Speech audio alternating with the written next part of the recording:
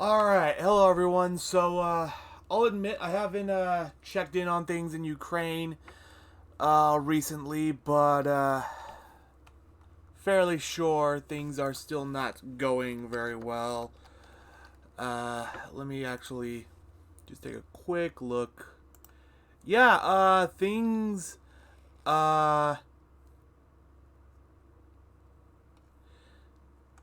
still not looking very good.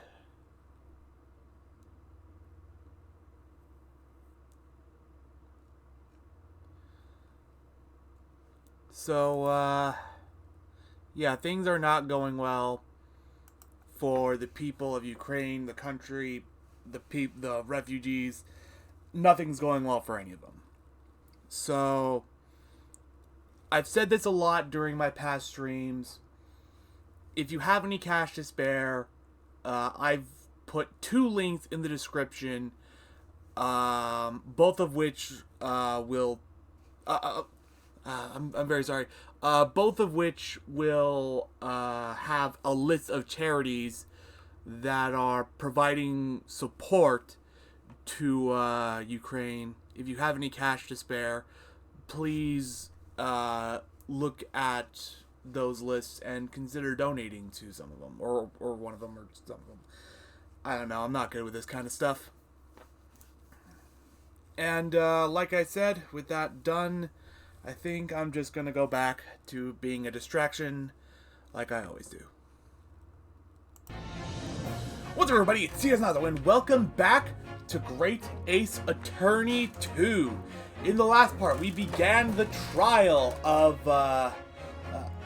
Barak von Zeeks, and in this episode, we are going to continue that trial. All right, so let's get started. We established that the possibility that von Zeeks is still telling the truth, despite everything. I don't remember the fine details. I remember a woman selling firecrackers. Oh yeah, that Gregson may have been murdered the day before his body was found, but people were only just notified about it because of some firecrackers tied to one of the candles. Oh, I'm very sorry. I have to try and get my voices back. Oh, there you are, Odo. What kept you, my dear fellow? Well, Mr. Sholmes, Gina.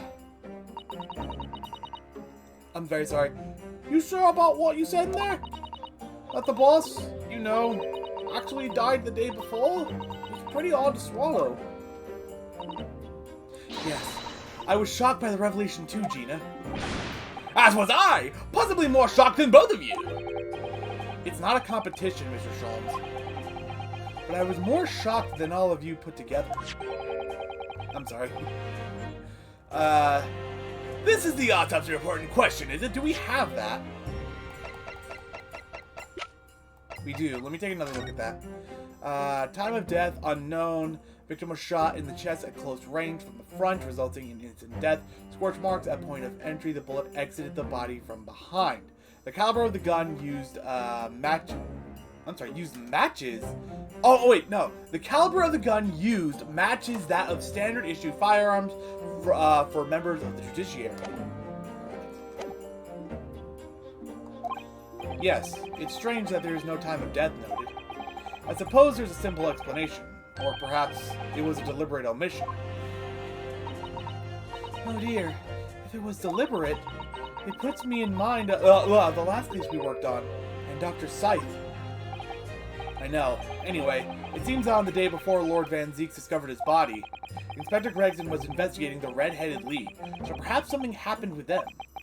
Come to think of it. You had trouble with those Leaguemen too, didn't you, Mr. Sholmes? You were taken in by their trick? No! Naturally, I wasn't taken in, as you put it. My sleuth-hound interest was merely piqued slightly by the rare scent of a wiggly 4-pound income. And that scent masked the underlying scent of deception, I suppose. The two criminals in question are the pair we saw being arrested yesterday, aren't they? And Mr. Sholmes' suite, I mean. That's right, Suze! I'm sorry. Let me try and get the voice back. And it was me what took him in! Thanks to a tip-off by a good law-abiding citizen. Indeed, yours truly. So it's going to be that pair on the witness stand next, is it? The pair that was arrested. Something doesn't quite make sense to me, though. The day before Inspector Gregson was found, you hadn't had trouble with the Red-Headed League yet, had you? Why would the inspector have been investigating them? Well, the likely explanation would be that Gregson's own sleuthhound interest was piqued by the rare scent of a weekly £4 income. Don't tar with him. Don't tar with the same brush as you, Sholmes. Yes, well, then there's the whole issue of Inspector Gregson being investigated by Lord Van Zeeks for some reason. The Reaper, the Red-Headed League, Inspector Gregson, Lord Van Zeeks, and Cosimo. I feel as though he knew we'd arrive at this point somehow. Gosh, I think you're right. What's he really trying to achieve here today? Well, the answers will soon be revealed. Observe the time, my dear fellow. This recess will be over shortly. Yes, you're right. Cosimo was determined that he should be the one to prosecute this trial. And he was determined that I should take the defense. Just what is he hoping to make me see, I wonder. I get the feeling we're a long way from the end of this trial yet. Yeah, I mean, this is only the first day. I mean, of course, we're at least going to go to a second day, if not a third. 1 second, I'm going to take a sip of my drink.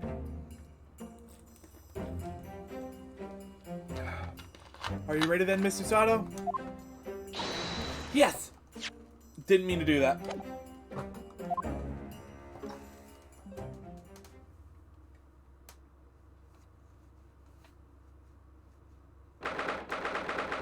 Second of November, 1 p.m. The Old Bailey Courtroom.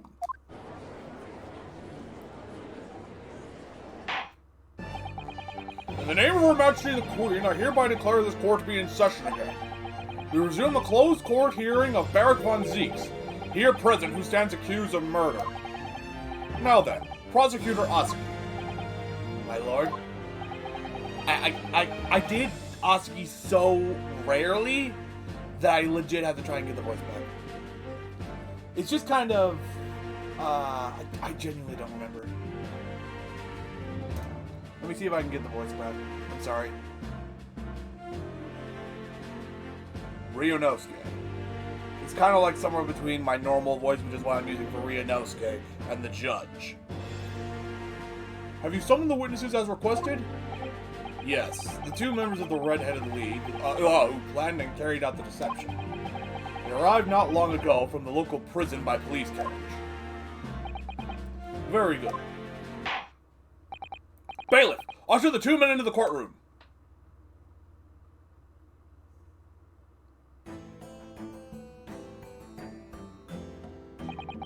These two men are currently being held by the police on suspicion of attempted extortion. You may omit your occupations, but state your names now for the court. I am Fabien de Rousseau, a descendant of the great, oh god, I'm gonna have to hear, hold on, I'm gonna Google French accent and just see what pops up.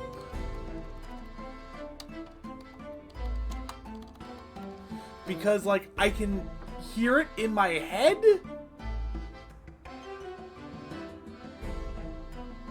but I can't seem to say it.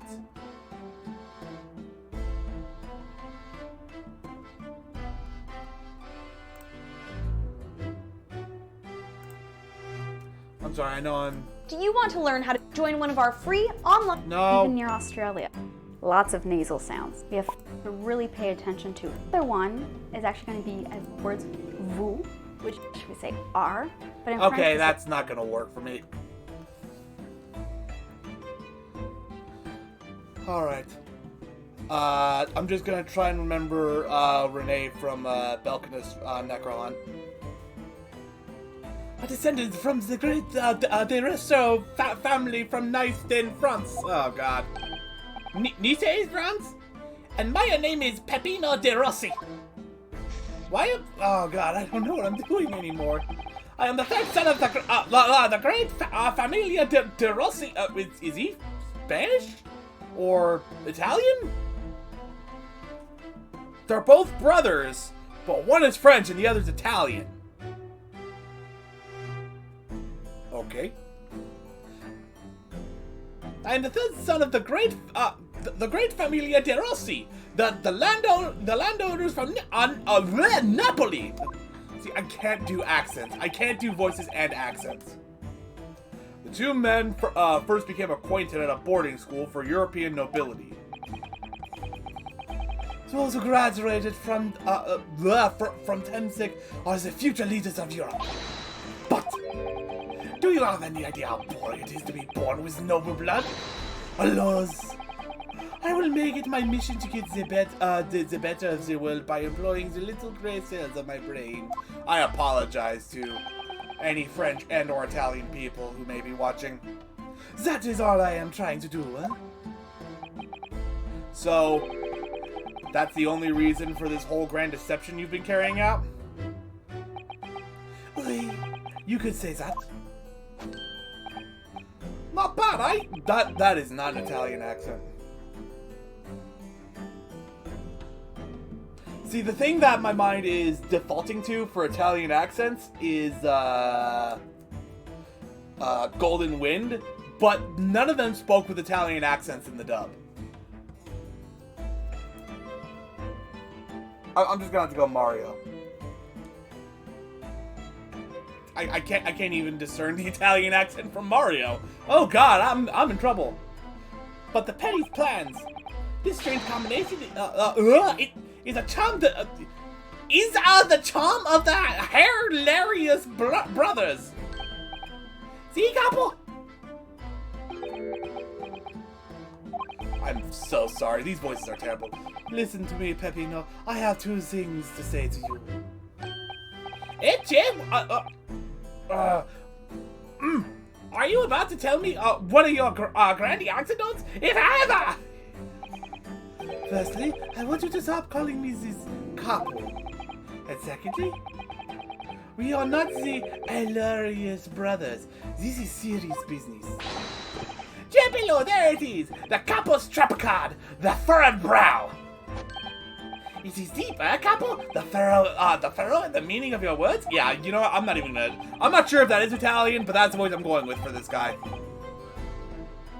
The court has been led to believe that under the banner of the Red-Headed League, you have conspired to swindle money from unsuspecting members of the public.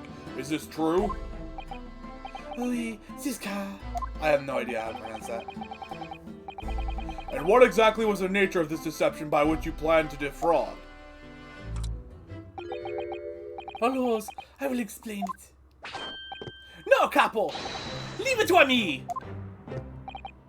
As you see, we both have the vivid red hair, no?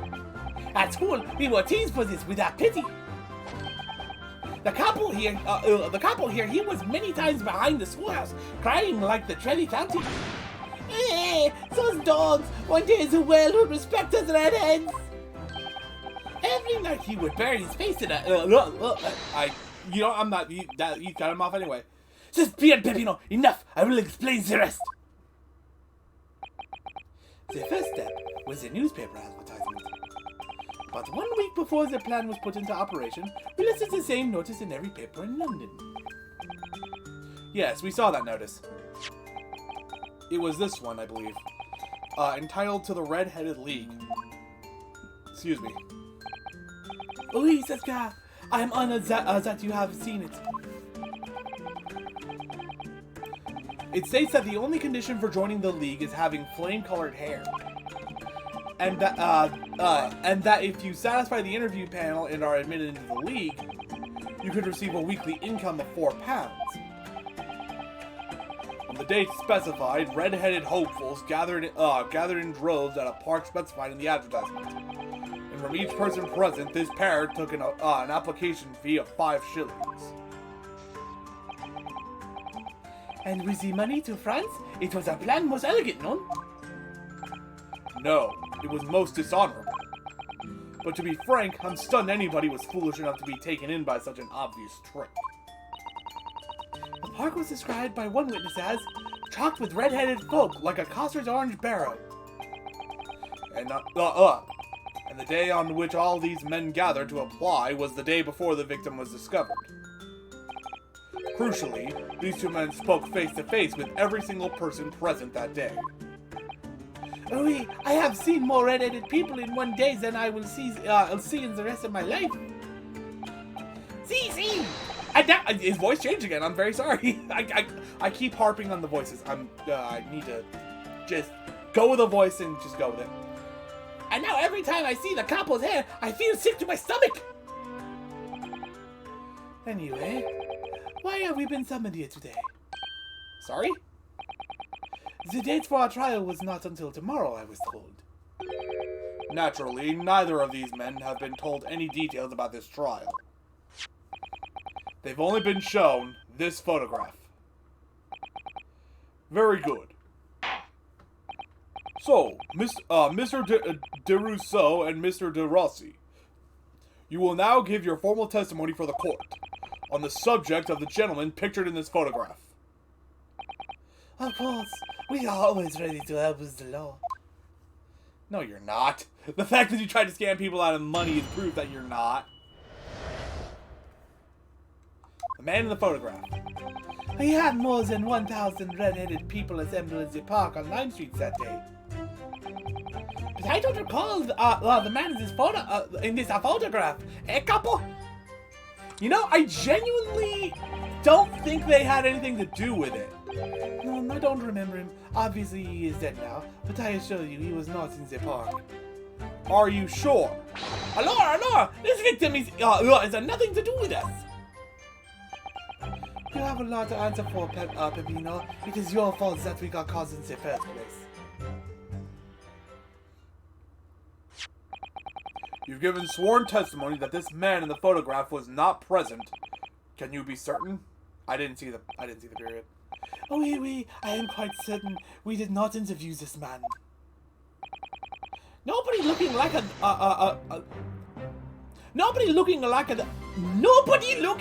this came to the park. This I can promise.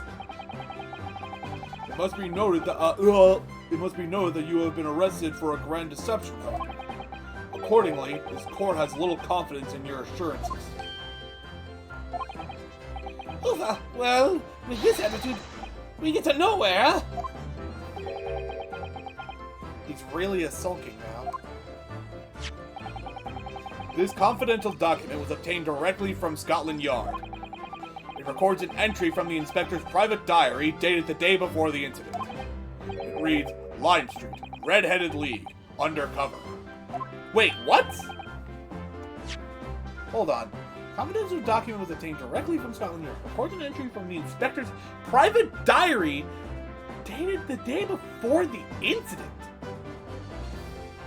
So, is he saying the day before his body was found? Or the day before the Red-Headed League came to town? Which, okay, I'm getting confused now. I have the answer. Maybe there was another similar event in the park on the day in question, eh? That is ridiculous. There's no question that that Inspector Gregson was investigating the Red-Headed League, which means it's quite possible that that's when he was killed. Very well. The defense may proceed with the cross-examination. Okay. So I'm assuming the timeline of events was one day Gregson decided to investigate this Red-Headed League. The second day, the Red-Headed League actually arrived in London, and he went undercover to investigate, and that's when he was killed. And then the third day, which is the day after the second day, which is was the day we found his body. I'm assuming that's a timeline of events. More than 1,000 red-headed people are put in the parks that day. Let me take a look at all my evidence again. Armband, Red Hood League article, photograph of Mr. Vigil, letter of introduction, dismissal notice for Mr. Vigil, picture of Miss Virgil in her younger years, red hairpiece that was on Gregson, gun commonly held by judiciary members, policeman figurine, which is what Gregson used to wind his clock, candelabra that was blown up by firecrackers, as far as we know, picture of Gregson with Van Zeeks and Van Zeek's older brother, Gregson's autopsy report, floor plan, notice board, firecrackers, picture of Gregson dead, and Gregson's pocket watch. Just wanted to go through all that. Hold it! Press everything, because I don't see any immediate contradiction. 1,000 people? That's a very big crowd. Yeah, and that's why I kind of doubt that you met every single one of them that day. It was quite a spectacle. Redheads have come from all over the capital. See, the capo here, he has a magnetismo animal, eh? Nobody else could attract so many people. If I could be born again, I would be the capo. All those people wanted was the money, Peppino. The £4 per week. Are you suggesting that you spoke personally with all 1,000 applicants? That is impossible. That is a lie. I don't care. Oh, oui, that we did, because every one of them paid us 5 shillings. We take out their names, and we take out their money, and we take out their addresses as well. Then I tell them we take us some days to let them know by a post if finito. Maybe 2 minutes a person. I'm sorry. Let me do the math on that one. 2 minutes per person for 1,000 people. Okay. Let's be generous and say that they were not interviewing these two people together. I mean that they were not interviewing people together. They both interviewed one person each. Let's just say that's 500 people. 100 times 2 equals... 16 hours and 40 minutes. No! You did not! For 16 hours? Fuck no! And that's me being generous and assuming you weren't interviewing everyone together.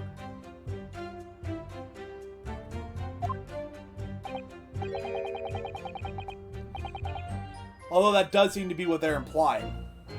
So you earned 5,000 shillings in one day? That's a small fortune. Who would have thought? There were 1,000 such gullible redheads in London to start with? One of whom was a great detective with chemically altered hair. But I don't recall the man in this photo. Why am I repeating that? He doesn't look at all familiar?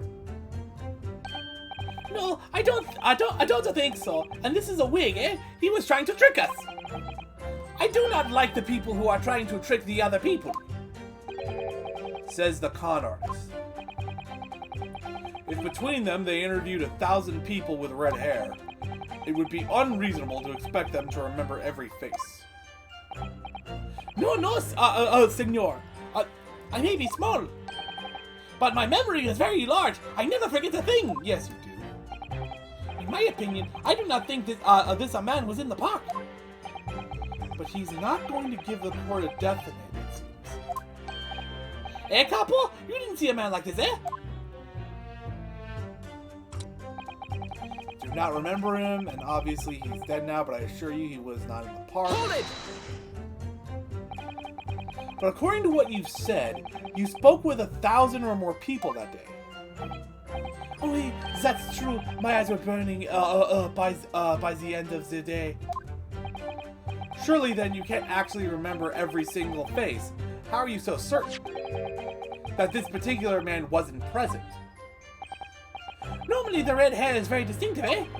But not when you have 1,000 redheads crowding around. Then it's just an eyesore.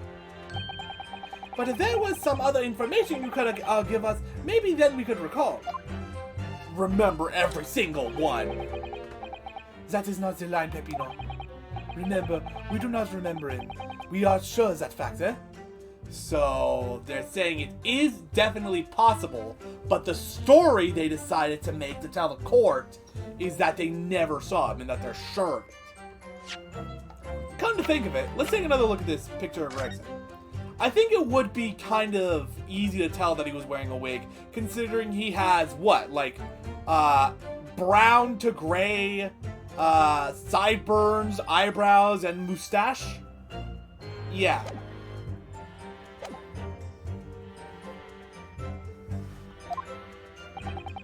If there was a man with a red hairpiece, but his mustache did not match the color. Yeah, exactly what I was saying. So I do not think we could have forgotten. Fair enough. Cosma said these two had only been shown that photograph, and they'd been told nothing else at all. But what if I fed them just one other detail about the victim? For example, his name, his profession, his fish and chips, that'll do it! I can certainly appreciate that just knowing the man had red hair wouldn't help you remember in the situation. But what if I told you that the man was always munching on a packet of fish and chips? Do you remember a man who was eating incessantly? Not really. I was looking only at the heads of the applicants. I wouldn't have noticed the fish and chips any more than the caviar and smoked salmon. Oh, spaghetti me! I love the spaghetti! Yeah, I can tell. Really? I had no idea. Tell them again what you said before, Peppino. Si, capo, si! I will say it. I say it again and again. Alright, I'm gonna come back to that and maybe say one of his other profession, maybe his profession or his name or something. I will come back to that, but first of all, let's continue pressing. Alora, this victim has nothing to do with us. Hold it! But we only have your word for that. See, but what else can we do, eh? True. Oof, we are not always much of fun these days. He also has a French accent, apparently. I'm sorry. First we are arrested, then we are shown the horrible picture of a dead man. And now you question every single thing we say? We are the victims here! Eh, couple? No, you were caught carrying out a plot to swindle hundreds of innocent people. You had to bring that up, eh? It's not fair. Eh, couple?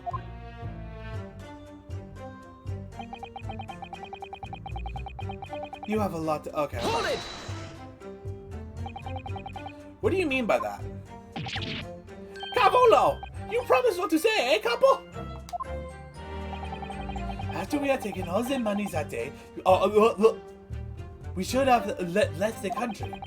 That was my plan. I left the purchasing of the tickets for the ferry to Dunkirk to my companion.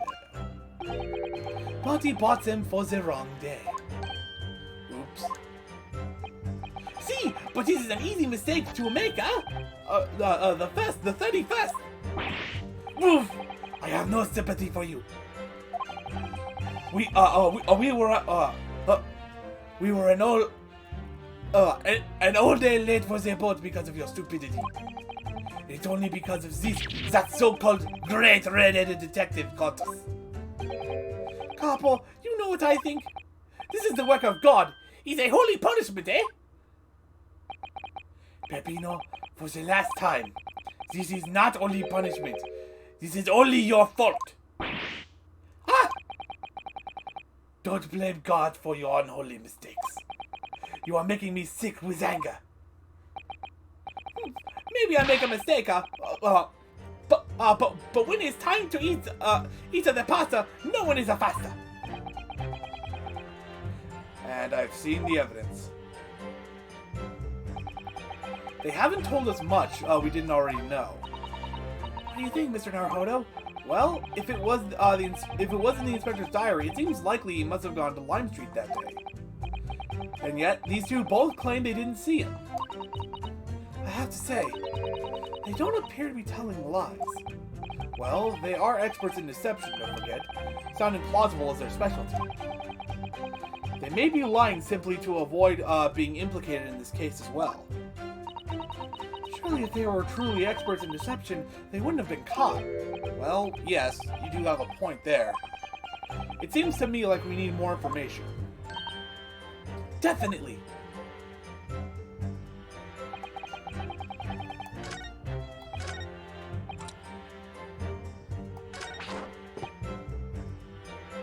I think it's this one I had to press.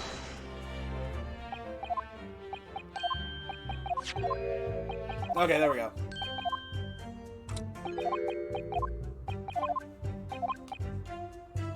Let's go by his profession.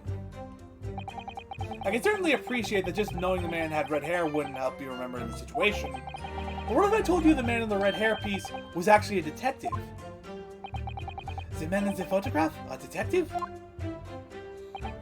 Yes. It would appear he found your notice in the paper suspicious and decided to investigate incognito. Sorry, but this changes nothing. Oh, we got something! Excuse me. Something to add, Mr. DeRossi? Yeah, see? I am always adding something. Parmesan, olive oil, pepper. What I mean is, did you not agree with your friend's last remark by any chance? Eh? What did he just say about the detective? Yes, that. Keep your mouth shut, Peppino. I'm sorry. You have said enough already. But why, couple? What is the problem? There was a man who said, I am an inspector from Scotland Yard. What? Yeah, that was Gregson, alright. Order! Order! Order! Explain this volte-face in your testimony, witness. He's simple. A man who was at the box. I didn't get a caption. There was no such man. My die. I'm sorry. Let me try that again. My die. Is it Madai? Maday? I'm googling it. I'm sorry.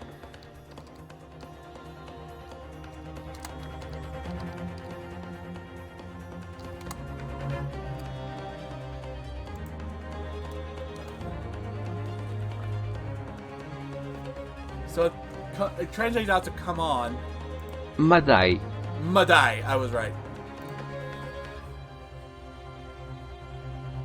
Did I say Madai or Madame? Well, for some reason, whatever. Madai, what are you saying, couple? Have you forgotten it? I have forgotten nothing. Nobody like this came to the park. Basta, couple, basta. You beat me out of many things, but not two, the memory and the meals. Like I said, when it's time to eat the pasta, no one is a faster. But you are inferior to me in every other way, so shut up. I forgot his accent there. We are all in agreement. Can we have the judge slam down his gavel here?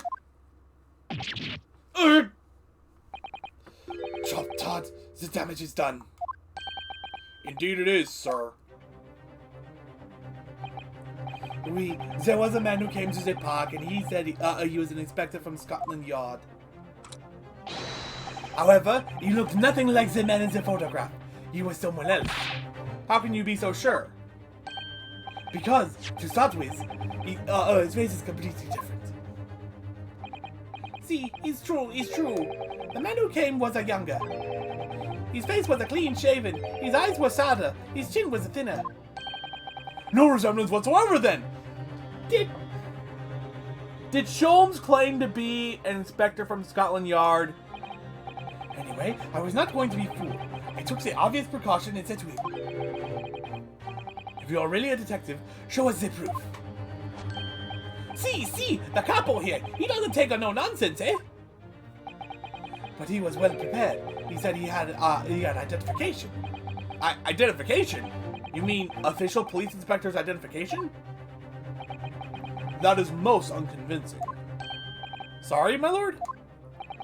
Counsel, no incognito inspector would offer his identification for inspection. It's quite out of the question. Definitely. Why would he expose his true identity? maybe he felt he had everything he needed, and it's just like, alright, you guys stay there. I'm gonna, like, push further into this. I think I hurt myself, actually. Scratching my palm. It's fine. Why would he expose his true identity? Maybe he just kind of felt he had everything he needed, and just, like, I don't know, it's just like, okay, I just need to search this, and once I do that, I'll have all the evidence I need to convict you. And at this point, I can just kind of reveal my identity and just say, I have the authority to do this. Clearly the papers were fake. Susato Capo, you are a genius! As we say in Italia, it takes a thief to recognize another, eh? And what happened after he announced that he was a detective? He became very annoying. He said, you are under investigation. So I took his papers from him and chased him out of the park. It was fantastical! And look, here is the identification. So you stole it from the man? He had it coming. He made us very scared. But he was not who he said he was. Said that he was. Indeed, the person described does not appear to have behaved as a true inspector would. However, I believe it would be prudent for these identification papers to be entered into evidence. But I like them. Inspector's identification. Now, let's return to the witness's testimony. Let me take a look at those papers right now. Alright, anything on the back? Just this. Well, I suppose we should see what this inspector's identification looks like inside. Police warrant card. Can I turn any pages, or is there information to glean? Yes, it definitely looks fake, doesn't it? Out of interest, what name is given? Probably just something plucked out of the air. It's Tobias Gregson! Oh, was it really Gregson, or did Sholmes just steal Gregson's ID? Wait, what? The Scotland Yard insignia. Looks genuine to me. But how? And the department and identification number details are all correct as well. Since when have you known those? Do you mean to say... I know it seems incredible, but yes. I think this is a genuine identification book issued by Scotland Yard. But that's unbelievable! This is the real thing after all? It's Inspector Gregson's police identification. Is there anything more to glean from the other side? No. Is there anything to glean? Weird. The fact that this is a 3D model.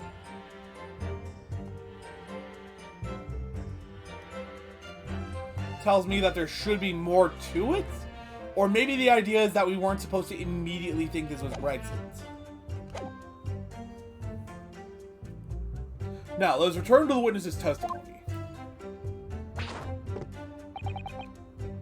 The victim is nothing to do with us.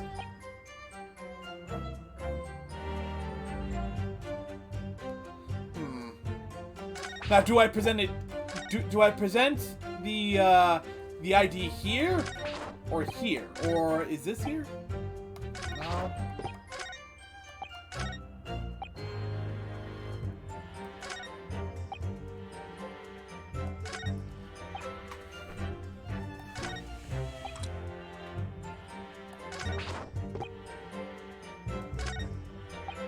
I am going to save and say it's this one.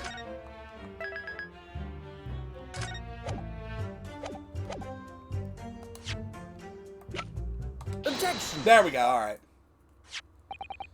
I wonder, if I could ask you to examine this identification book very closely. Miss Lestrade? Why Miss Lestrade? What is your intention here, counsel? Is this really a fake, or is it genuine? That's the question, which we can't answer ourselves. Objection! I'm sorry, let me do the delivery of that line again, because I feel like I could do it better. Is this really a fake, or is it genuine? That's the question, which we can't answer ourselves. Don't be ridiculous. No Scotland Yard detective would allow his or her identification to be stolen. Oh, she doesn't care. She wants to see it. That's easily bosses. No question about it. I kind of gave Gina a French accent there. I'm sorry. As I suspected. I think it's a French accent. I don't know anymore. I'm losing all my accents. The undercover detective who attended the Red-Headed League's enrollment on the day in question was the real Inspector Gregson, carrying out an incognito investigation. Toulouse!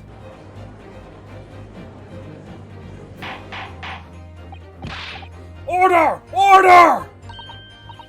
Well, if the boss had his identification stolen, he would have reported it straight away.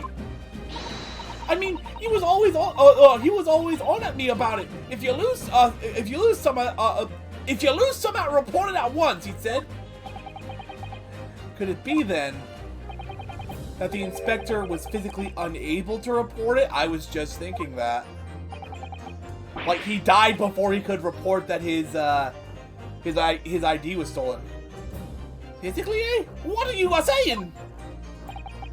Unable to... You're not suggesting. Yes, it's quite possible that he was killed before he had the chance to report his identification stolen. No!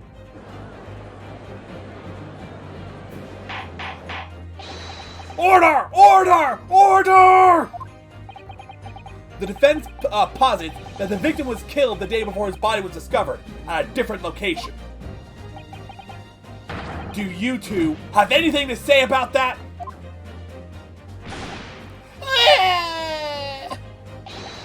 I don't nothing. I done nothing. Pull yourself together, Pepino. Mon Dieu, you can behave a little more like a master criminal than that, non?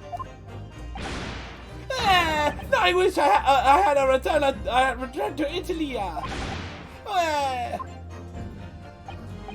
Stop crying, Pepino, please. Otherwise, Ruby, stop your whining and start talking. Well, I believe the court will need to hear your story and consider... I know nothing. I done nothing. But you will tell everything, or face the worst possible outcome.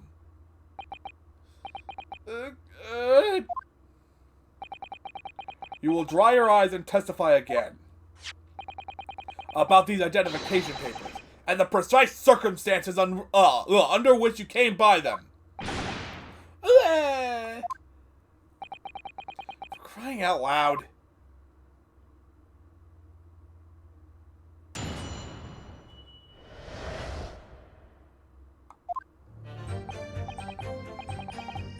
The truth is, we took him prisoner and kept him for the night at our secret hideout. Interesting. But even though I didn't think he was a real detective, I was too scared to let him go that day, just in case. We took the match identification from him and shot him in the next room next to us. There might have been a little tussle, but we did him no harm. And the next morning we let him go. He spent the night in a nice room. It was nothing like prison, really.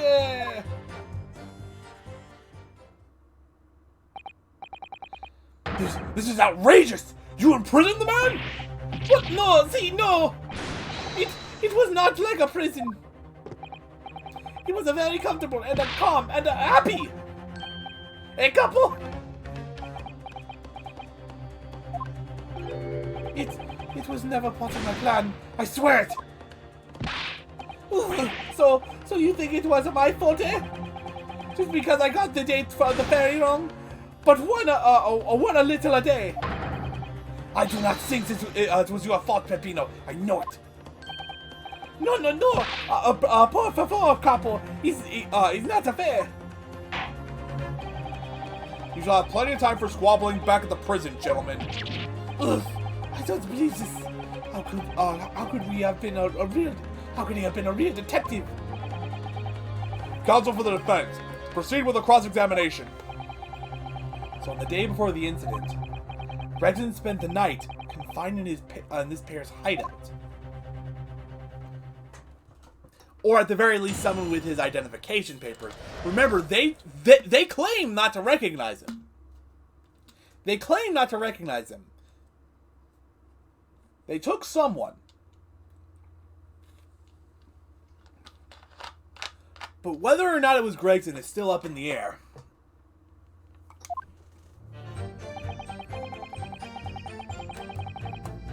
Hold it! Do you realize what you're saying? You have to believe me. I never intended for that to happen. And I'm sure the detective did not intend it either. Do you think? But there was nothing else I could do. See, nothing else. This was the first crime for the capo. He was at the end of his wits.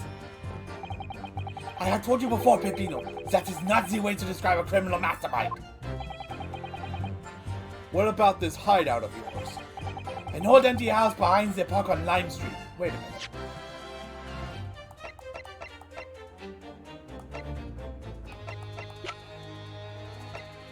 Where was Gregson killed again?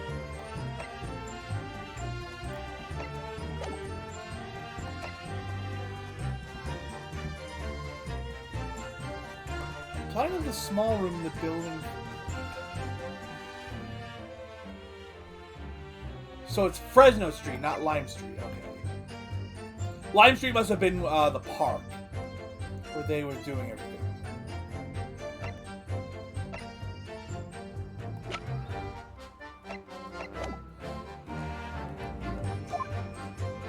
Okay, yeah. The behind the park on Lime Street, just as you said. We rented the place for 2 days. It was an inspired idea by the couple. An impulsive idea, I would say. No, not impulsive. Inspired, eh, couple? What am I supposed to say to that, Peppino? And it was in the house described that you can find Inspector Gregson, was it? But you have to remember, I was under the impression that he was a pretender, not a real inspector. That doesn't quite add up, though. If you didn't think the man was a real inspector, there would have been no reason to take him prisoner, would there? No, you are right, but we couldn't be completely certain. I didn't think he was a real detective. I was too scared to let him go that day. Just Hold it! Ah, fuck, I forgot to hit record again. Whatever. Too scared? Why? Because, why had he come to the park? We didn't know.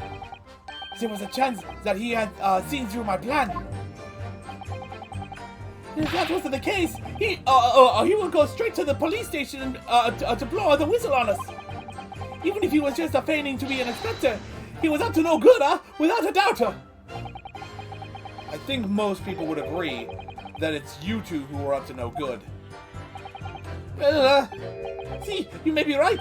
Eh, couple? The point is, we were not able to escape from England immediately. That is why we had no choice but to take the man prisoner. What I don't understand is why the inspector felt the need to show you his identification in the first place. Again, maybe it was, he felt he was close enough and just one search of, something, I don't know what, would make it abundantly clear. See, I asked myself the same question. We were writing down the names and addresses of all of the people who we took 5 shillings from that day. I have forgotten what name he said, but the address, it startled me. See, address, Scotland Yard, Homicide Division, he said. What? He probably didn't like your face, Peppino. Anyway, I was not rude, but I politely asked him why he had said it. And that's when he started to say he was an inspector. Not too long afterwards, he took out his identification. What was Inspector Gregson playing at? Maybe it wasn't Inspector Gregson at all. I'm starting to think it was Sholmes. No way, it could have been Sholmes. He was there.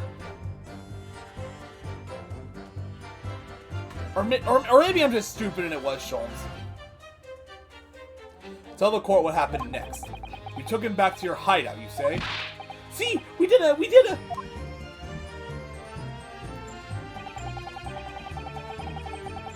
Hold it!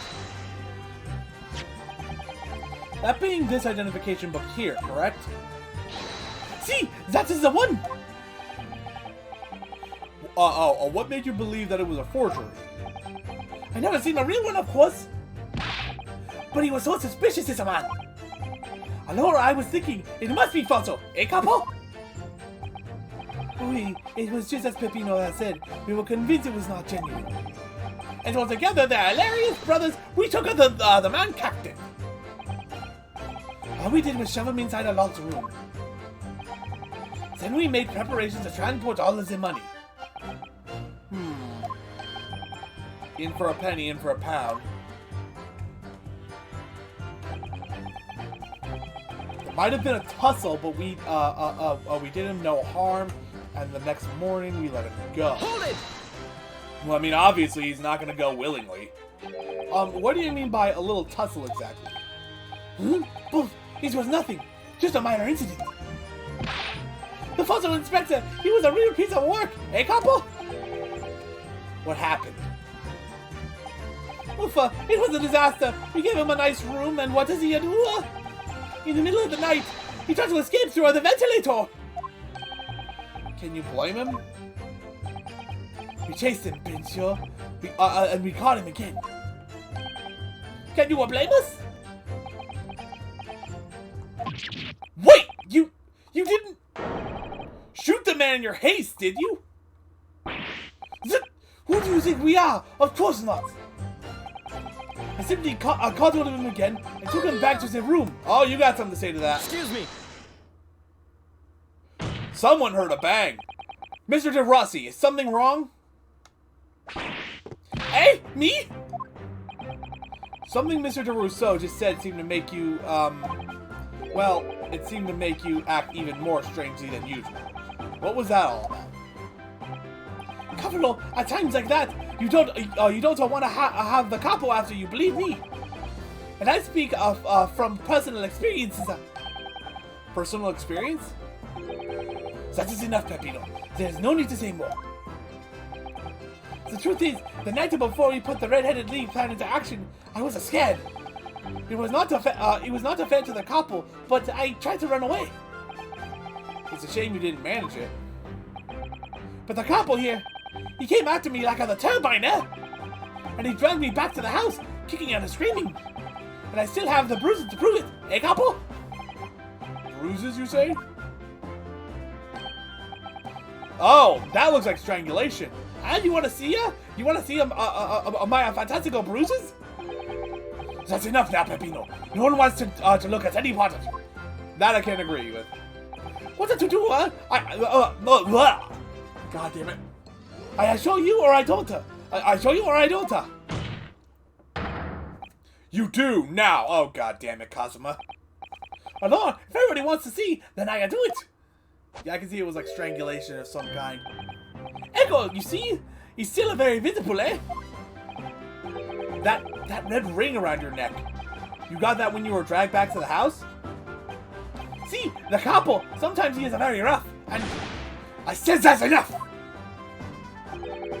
Peppino's neck has nothing to do with what we are talking about here. You have my word. Yes. What is your opinion, Counsel? About this red ring around Mr. De Rossi's neck, I wonder. Does it matter? Can I check the court record? I don't see one there. Nothing there. I'm looking at anything that's a picture of someone. You can't really see in the black and white photos. You can't really see his neck. Well actually, you can see the side of his neck, but you can't see his throat. But there's no red ring there. I'm gonna say it's important and just see what happens. Mr. De Rossi, I'm going to have to ask you to amend your testimony with details about that mark on your neck. Hey, Capo, you see? Everyone is interested in what I say, eh? Very well, you will amend your testimony as requested, Mr. De Rossi. See. If you really wanted to, no.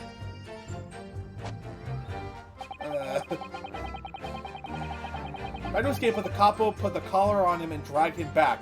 Like what he did to me, see? Hold it!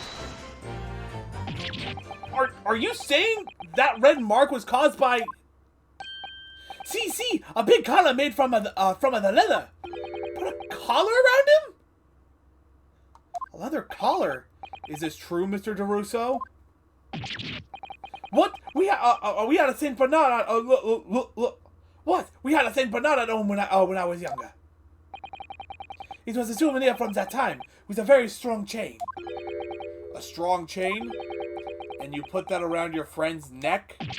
I'm sorry. I was so angry that he was leaving me alone. You did not have to tie the chain, the chain to the leg of the bed, though. I would not have tried to run again. You didn't do that to Inspector Gregson as well, did you? Treat of the people, treat of the people are equal.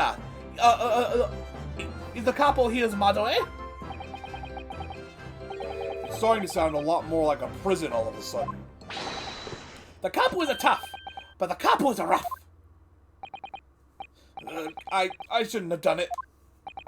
So, the following morning, when you released the inspector, he had the red ring around his neck, just like me. Peppino, Silver's flat. I have no idea how to pronounce that. Leave it now. Now you know, huh? The capo head. You don't want to tangle with him, eh? But for the inspector, he's not so bad. I may have to present the picture of Inspector Gregson there. Nice removes nothing like a prison. Hold it! You took away the man's freedom. However comfortable you make it sound, you were still holding him prisoner. If you say that, then I say this. There's something that takes away our freedom too. The lack of money. So we are the prisoners as well, huh? All of us. Huh? No money, no freedom. This is the truth. It makes me mad. It makes me sad. What can we do? Well, if you feel so disenfranchised, take money to court, though it'll cost you, of course. Oofa! There you have it. You see, this that is why we need the Red-Headed League to fight for the justice. Perhaps he has a point. No, Mr. Naruhodo. I'm sorry, can I read those last few lines again?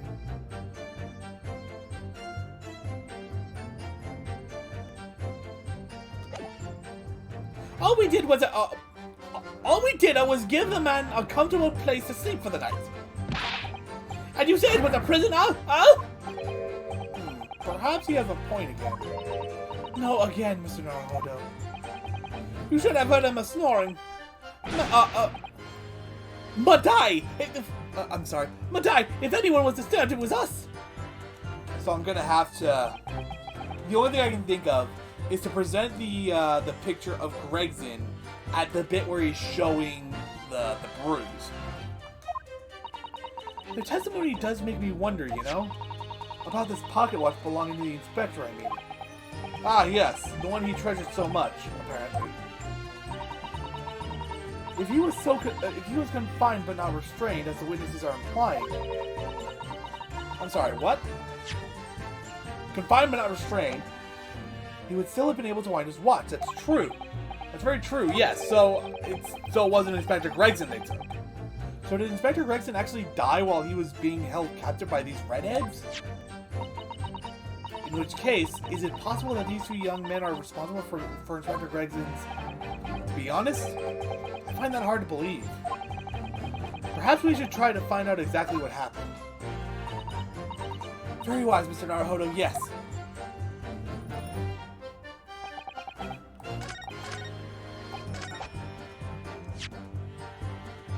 Let's see here. Hold up. Saving.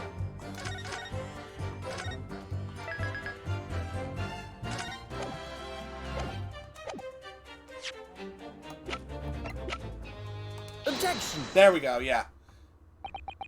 So the day before his body was discovered, Inspector Gregson was taken prisoner while working incognito. No, none. It was not like that. He was hardly a prison. It was an invitation to stay. It was only. However you describe it, there is one glaring inconsistency that remains. What inconsistency is this, counsel? I would ask the court to look closely at this photograph of the victim, Inspector Gregson. You will see that there is no red ring visible around his neck. But that makes no sense. It was me who took the collar off the man in the morning, and I saw the red bruises on his neck, just like I have. Given that the mark is still clearly visible on this witness's neck, we'd expect to see bruising on the victim who was put in the collar more recently than Mr. DeRossi. Indeed, that is most peculiar. But I'm sorry. I need to get the voice back. But what we tell you, huh? Huh? We say this from the beginning, many times. Peppino is right. The man in the photograph. He is someone different to the man we captured at night.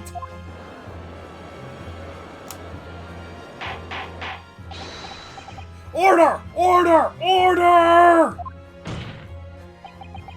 You didn't pound the desk, you karate chopped it, sir. It would appear then that on the day before the incident, the man who visited the park on Lime Street posing as an incognito inspector was not Inspector Gregson at all. Objection! If that's true, however, how do you explain the inspector's identification? This is a genuine identification book, issued by Scotland Yard. It's inconceivable that someone could have stolen such an important item from the inspector. The prosecution made the assertion itself. And we also know that the inspector had made a note about the Red-Headed League in his diary for that day, which surely means we can't divorce the two events completely. The inconsistency noted by the defense is most troubling. If it were the real Inspector Gregson, whom these two red-headed gentlemen encountered, the fact that no bruising can be seen around his neck defies explanation. So, strange idea. Again, it could have been Sholmes. Wasn't really paying attention to his neck. And maybe, I hate to say it, Gina? But equally, if they actually encountered an imposter, how did that person come to be in possession of the real inspector's identification? Does the defense have some plausible explanation? No! The whole thing defies explanation. And it's for precisely these occasions. Yeah, that spelled right, I think. That we keep meticulous notes in the court record, Mr. Naruto. There's something in the court record that explains this? Oh! Oh, this never occurred to me! Okay! Yeah, okay. Because those are the facts, and the facts cannot lie. No, the facts can't lie. Even when they point to something so incredible, it's almost unbelievable. Well, my lord, the true identity of the person who turned up in the park for the Redhead League's enrollment is revealed by information in the court record, I believe. Good gracious! Very tantalizing, Mr. Naruto. So why don't you help us all to see whatever truth it is that you've apparently seen? Who exactly was this inspector that appeared before Mr. DeRusso and Mr. DeRossi? An imposter. Though it seems incredible, I admit, the undeniable facts point to only one thing. Since no bruising can be seen on the victim's neck, the person who these two red-headed men took prisoner that day cannot have been Inspector Gregson. Yeah, okay, it's all coming together for me now. These two have to have been working together. For something. I don't know exactly what, but they had to have been together. Why else would this framed photograph of Miss Vigil be in Gregson's office? Unless...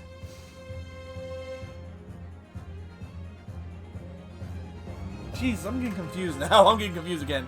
As you can tell, I'm not the smartest person. The person who these two red-headed men took prisoner that day could not have been Inspector Gregson. In other words, your whole argument up to now has been a waste of time. Objection! On the contrary, I haven't finished. What? There's no bruising on the victim's neck, so the question immediately posed next is, who exactly was this man in the park on Lime Street found to be carrying Inspector Gregson's identification? See, that's right. We tell the same story every time. Whoever this man was, the capo dragged him from a pillar to a post with a dog collar. Mon Dieu, Peppino, it was not so harsh as you say, huh? So who is that falso inspector, eh? Who was he?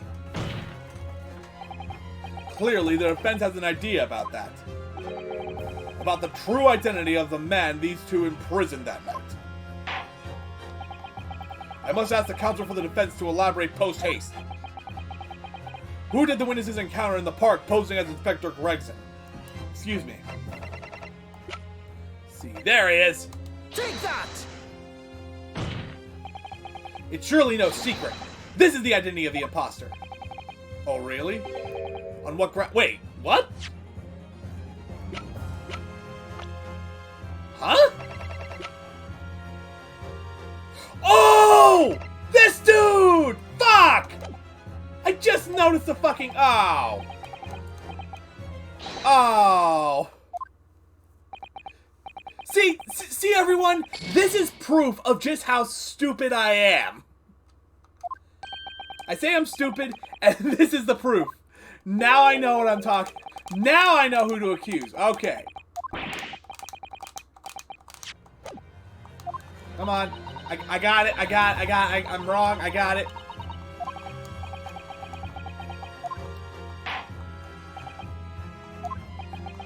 Okay. I actually know the answer to it this time. It's this guy. I completely forgot he had that bruise around his neck. Take that! It's been a week. Give me a break. Goodness me. Isn't that one of the witnesses who was in the stand in this courtroom earlier today? I'm sorry, I need to take a drink.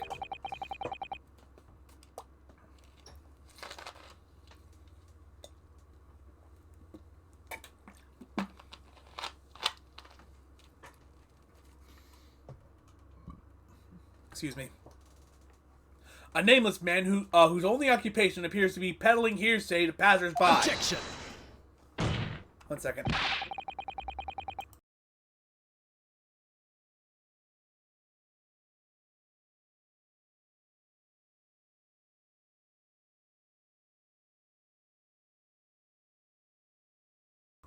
Sorry, I had to make disgusting sinus noises. What on earth would a street seller be doing with a police inspector's identification papers?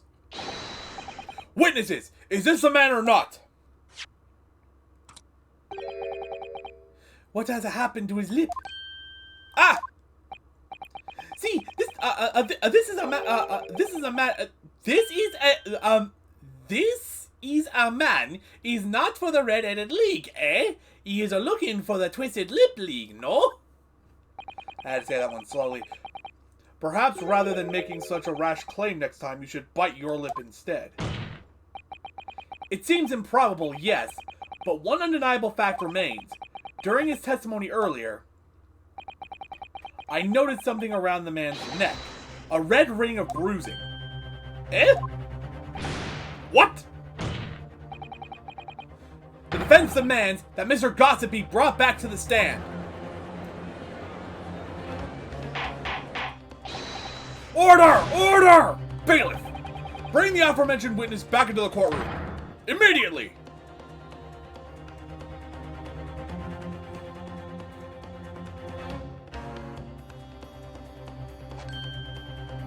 Yep, that's about right. Why, never! An undeniable ring of bruising indeed! And identical to that of the witness beside him! I forgot. Oh yeah, now I remember. Just my normal voice, but with my bottom lip extended. Now what's going on here, eh? The police has it to me. It's a birthmark, isn't it? birthmark, you say? I assume the reason you've been recalled to the stand has to be explained to you. Hey, something about that inspector again? But I'm telling you, you've got it all wrong as usual. You're denying all knowledge of it? Well, of course I am. Are you trying to kill me with all this nonsense here? Well, at least you'll have more stories to peddle back on Fresno Street, won't you? Now, you're going to need to testify again. And you, Mr. DeRusso and Mr. DeRossi, I'm sure you'll cooperate, won't you? Do we have any choice? We are in a bit of trouble, eh, couple? That's quite enough. That's quite enough dilatory chatter. Proceed with the testimony.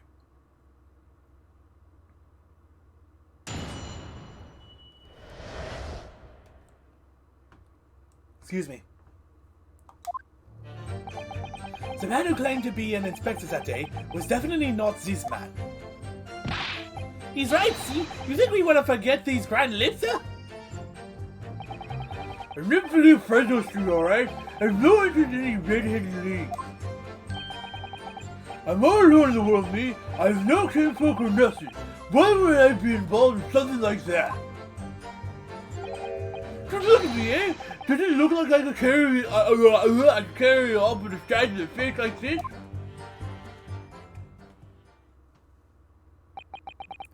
It would certainly appear that we have the wrong man. What have I been telling you, huh? There's no need for this pointless testimony. Ugh. That's right, I did a simple peddler, remember? Fresno Street's all I know. How would I have come by a police inspector's identification book, eh? Well, yes, that's hard to explain, but... Did we tell him about the identification book? Let me go all the way back to the top.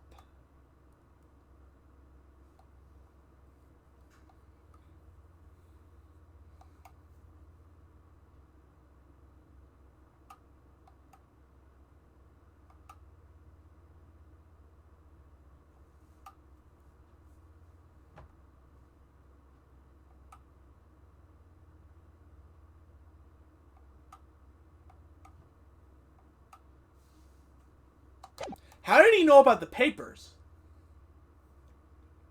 A brief cross-examination, I think, counsel. Very brief.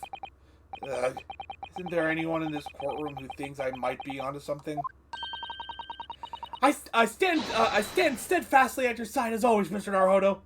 Thanks, Susato.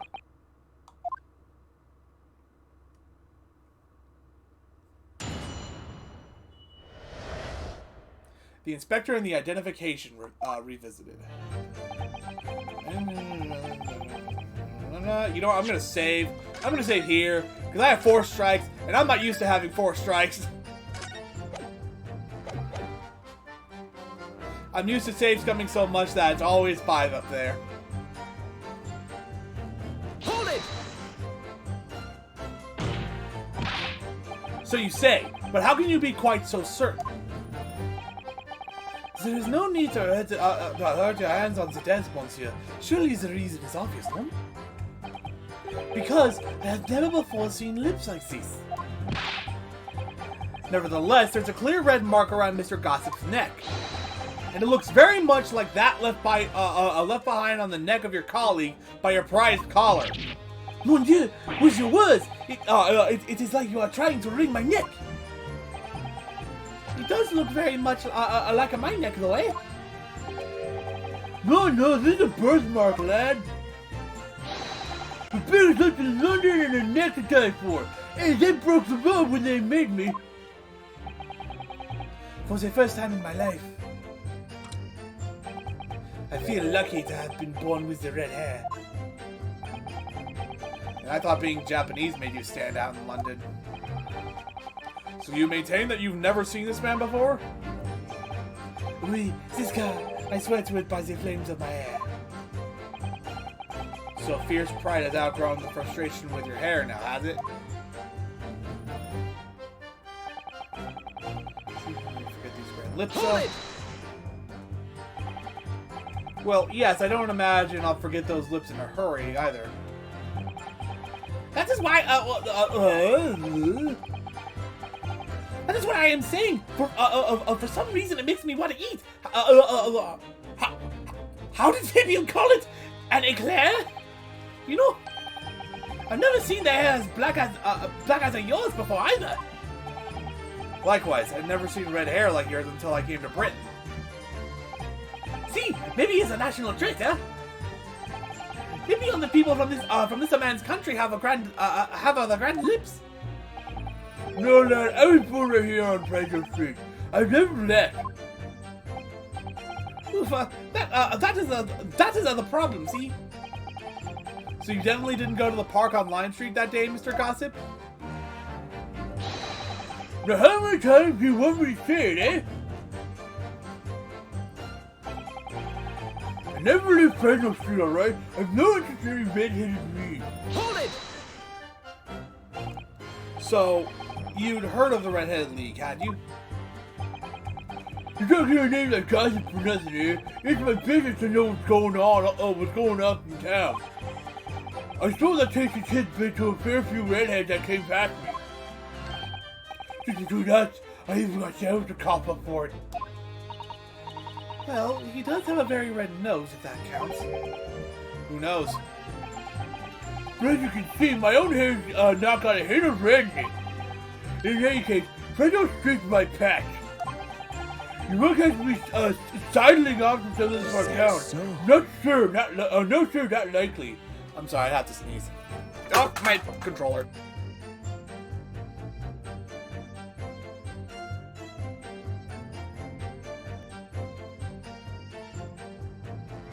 The sneeze left. Excuse me. Mr. DeRusso. Rosso. Oui? Can I help you? Did Mr. Gossip's word just now lead you to remember something relevant, perhaps? I did that once, and I got something really bad in my eye as a result. I was blind for, like, 2 days. Not fun. Be careful when you swing things around your finger. It was the other day, when I was looking for a place near the park. A small house or something. Oh, just thinking about it now, my eye just wants to close and stay shut forever. To be the headquarters of your red-headed league, yes. I visited an housing agent on Lime Street, and there I saw him. This man was paying money to the agent. I'm sorry, what? Can I read that again?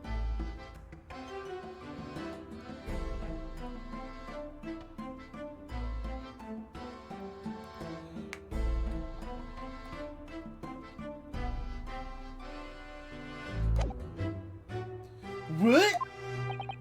Mr. Gossip with a housing agent? Oh, he had some kind of contract in his hand, and they were clearly discussing terms. But no! You're mistaken, chum. I've never let Franklin Street me, like I said before. You mistaken me for someone else. Someone with the same face. No, the cop was right. I remember it too. He was paying the man with the banknotes. With notes? Like I said, that wasn't me. I was curious why there's a man with the dirty clothes had so much money. So I looked at the name on the papers. And what name was written? Mr. Gossip? No, this is a man, he lies. I'm sorry, I said my God. No, this is a man, he lies. He tells you that he has no name. But in fact his name is Hugh Bona. What? Hugh what? That's the name that the apartment Gregson was under.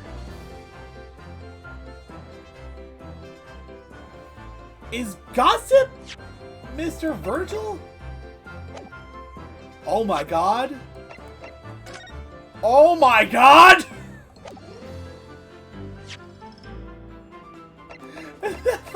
places? Oh my god, he did it! He did it! Oh god, I hope like in 30 minutes time or something like that some new information comes up and I'm proven wrong. I hope that doesn't happen. No! The peddler championship information, like I said, on Fresno Street, and that's that.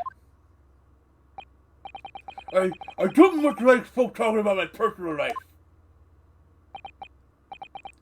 Indeed. And it's not the intention of the court to invade the privacy of witnesses. Very well, I shall respect your wishes, sir. The aforementioned name shall be redacted from all court records of this trial, assuming no objections. No, I got an objection! I'm sorry, my lord, but the defense does object. Is it in the floor plan?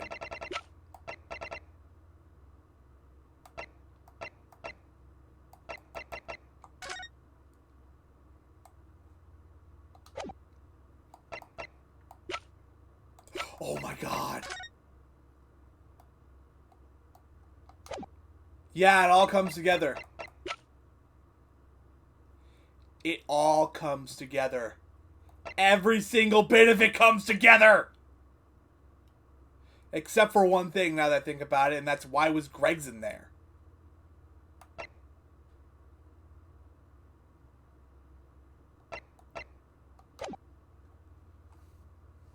I'm sorry, my lord, but the defense does object.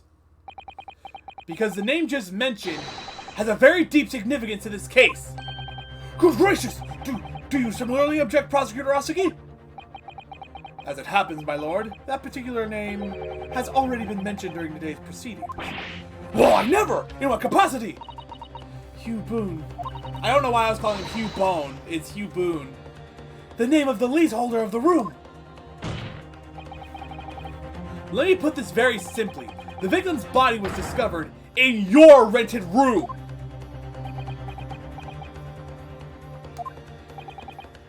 I suggest, sir, that you start talking. Well, alright. I suppose that might be the case, eh?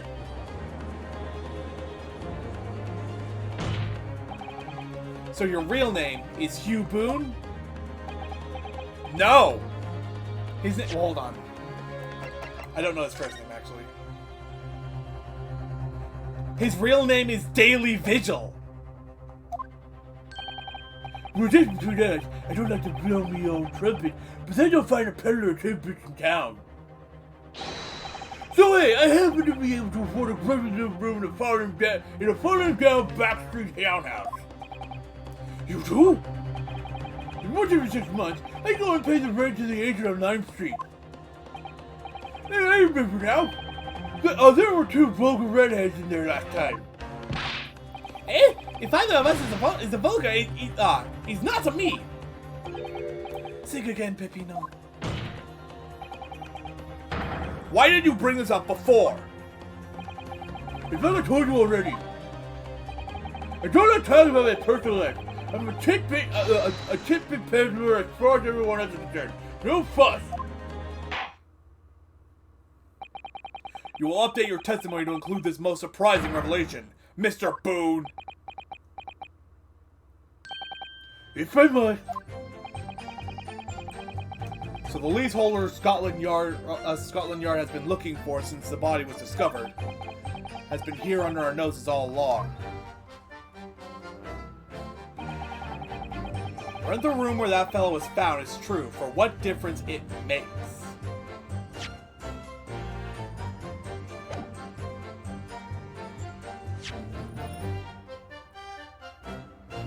Sorry. Now, where do I present evidence?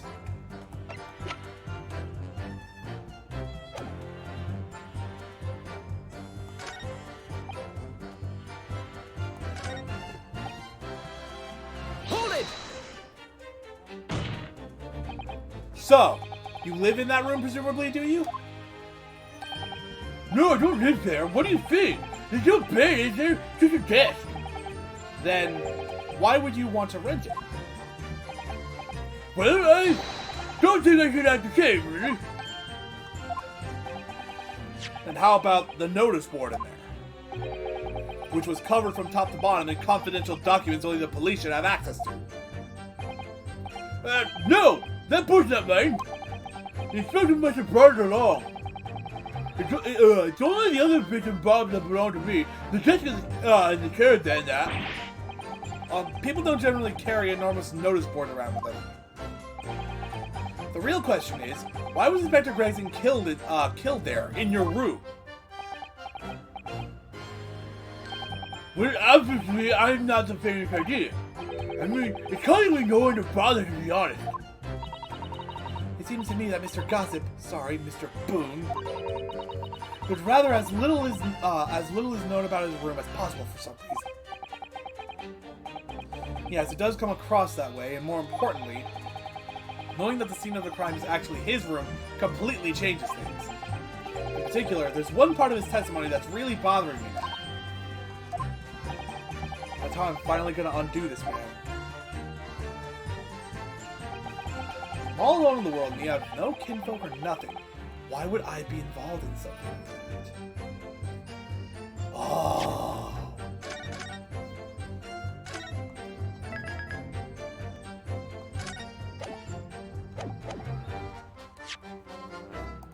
I think not, sir! If you have no kinfolk, as you put it, then explain why it is among the sparse furnishings we found this photograph in the room. Ugh! I presume you've been renting the room that this photograph belongs to, does it not? Well... Mr. Boone, drop the pretense and tell the court exactly who you really are. I don't know what you mean. I'm a peddler. I keep telling you so. You really don't need to bother with me. Please, just leave it alone. As the man says, leave it alone. Whatever the truth is about this man's life, it has no bearing on this case. Because it's simply not possible that he impersonated Inspector Gregson. Hold on, let me check something.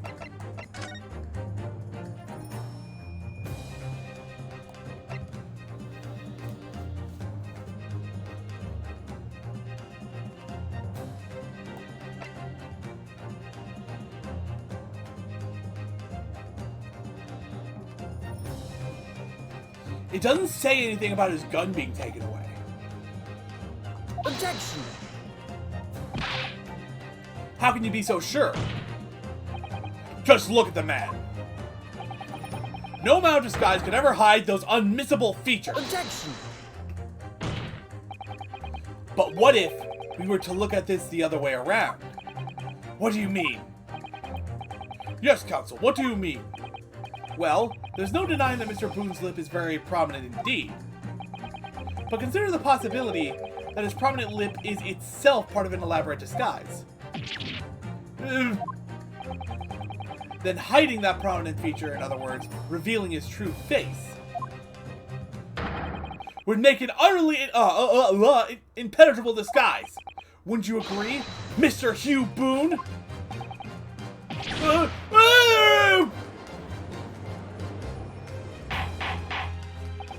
Good witness! What? Are you still hiding the truth from this court? If that's a disguise, then underneath it, his true identity must be... Yes, that's right. There's really only one person he could really be. My lord, the defense believes it can reveal Mr. Boone's true identity to the court. No, please, no. Very well then, counsel.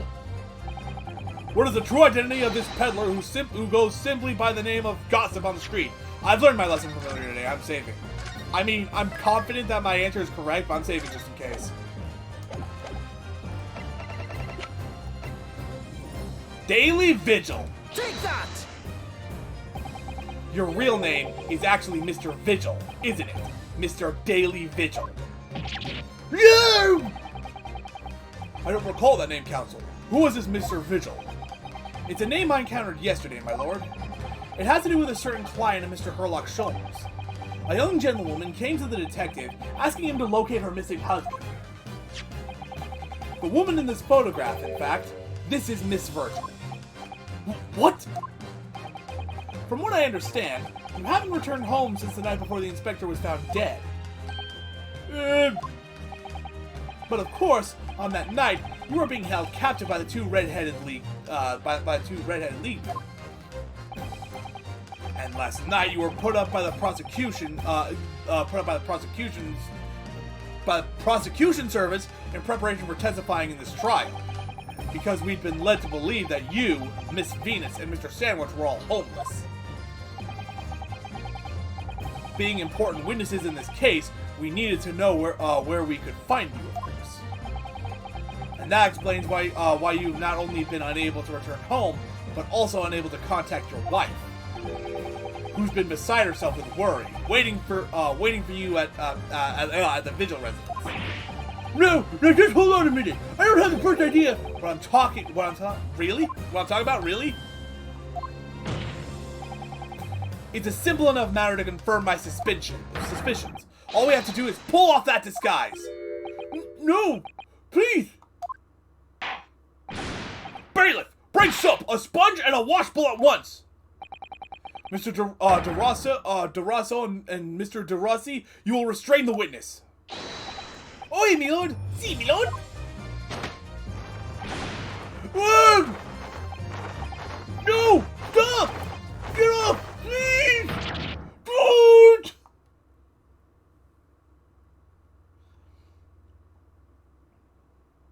Yep.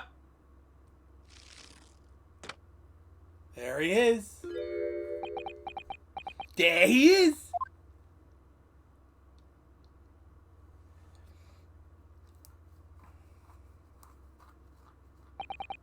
Well, we are now seeing your true features, I presume. Lift your head, sir, so the court can see your face.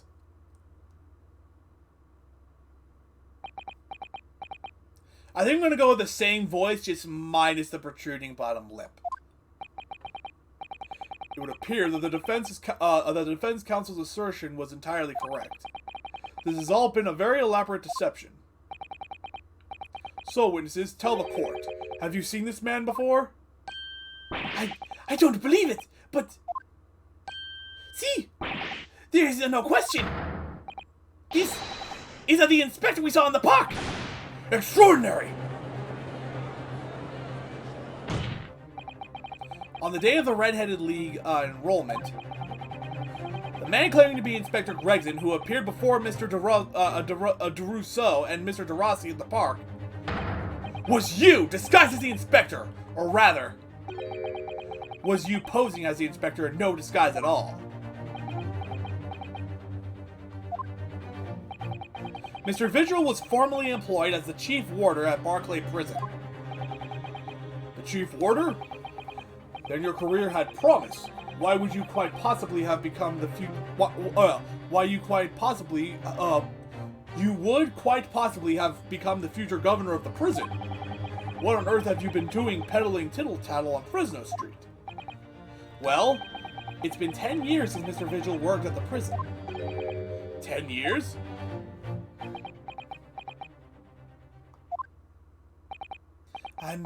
I'm really dreadfully sorry, or I'm going with this voice. Dreadfully sorry about all of this. Yes, it's true. I'm Daily Vigil. And you were the chief warder at Barclay Prison 10 years ago? So where did Mr. Hugh Boone come from? Boone is the other me. It's a name I invented. Well, evidently there is a great deal under the surface here. I'll explain everything. I'll tell you just how wretched my life has become.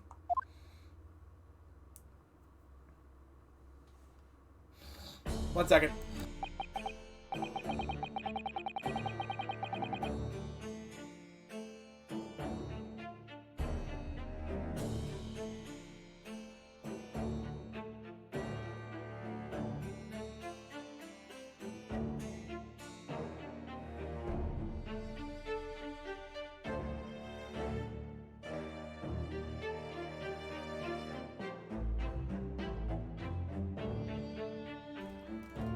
Sorry, I had to make disgusting sinus noises.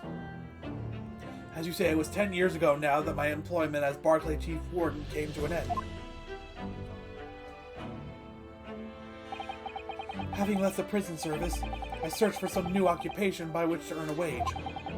But times were hard in London, and I found no suitable engagements at all. In desperation one day, I turned my hand at selling wares on Fresno Street. But your wife appears to know nothing of this. She still maintains that you are the chief warder at Barclay Prison. I was utterly determined that my wife should not know of my failings, which is why I've never told her. I've opened an account at the bank under the name of Hugh Boone, and I rented the cheapest room I could find on Fresno Street. The scene of the very crime we're investigating. Yes, that's right. A place from which I could emerge every morning at 8 at a squalid peddler, and transform myself back every evening at 5 into a well-dressed man about town before returning home. That quickly became my daily routine. I was puzzled by the lack of furniture in the room, but that explains it. But why on earth didn't you just tell us this in the first place? I have a wife, sir, and 2 sons, and without wishing to sound self-conceited, they regard me with some pride. I couldn't bring myself to disappoint them. So instead, you decided to conceal your occupation from them? Yes. I've made such a terrible mess of everything. Still, one thing doesn't add up. No matter how many tidbits of information you could sell to passing gentlemen, even at 6 pence apiece, you couldn't hope to match a salary you must have commanded as chief warder at the prison. Very true. To have kept your family in comfort despite 10 years of somewhat misbegotten employment.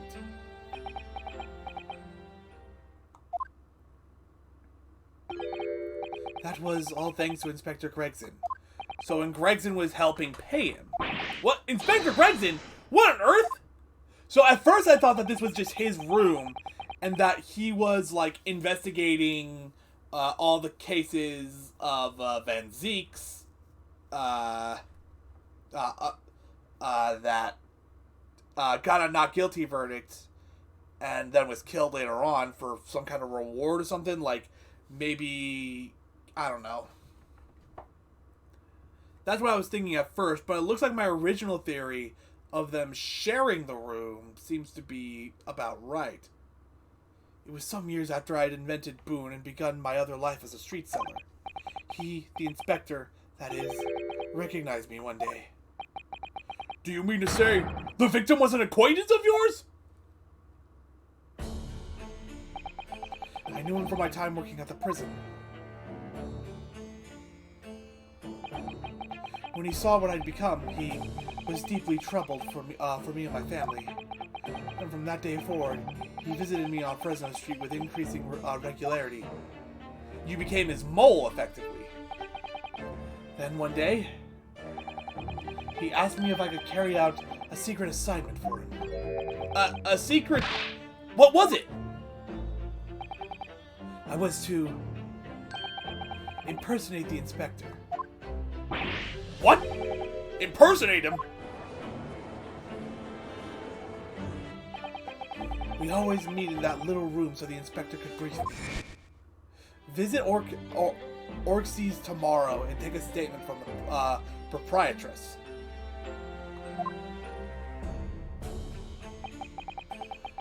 It was always something along those lines, surveillance work, interviewing people. On those occasions, he would lend me his identification so people would believe who I was. My instructions were to make an impression, to let people know that that Inspector Gregson had been at work.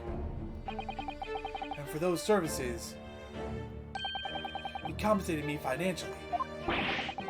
A Scotland Yard inspector willingly relinquished his identification into your care with intent to deceive? So is it possible that someone was looking to kill Vigil, thinking that he was Gregson? as I'm sure I need not point out, is a very serious criminal offense. But why? What was the point of you impersonating him? Well, possibly so we could be in two places at once? I truthfully do not know. All I can say is that the inspector warned me on numerous occasions. Now remember, Vigil, I need your solemn word. You don't blab about this to anyone, alright? Ever! Even if, well, if I end up a croaker.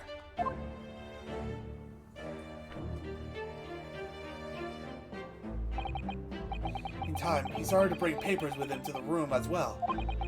It became something of a second office for him.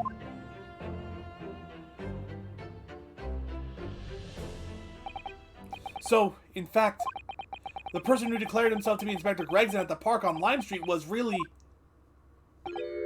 Yes, it was me, acting on the inspector's orders. As usual, I removed my boon disguise. And then went as instructed to the park, armed with the inspector's identification book. Why does his eyes go blank like that? It never occurred to me that the bruise on my neck might give me away.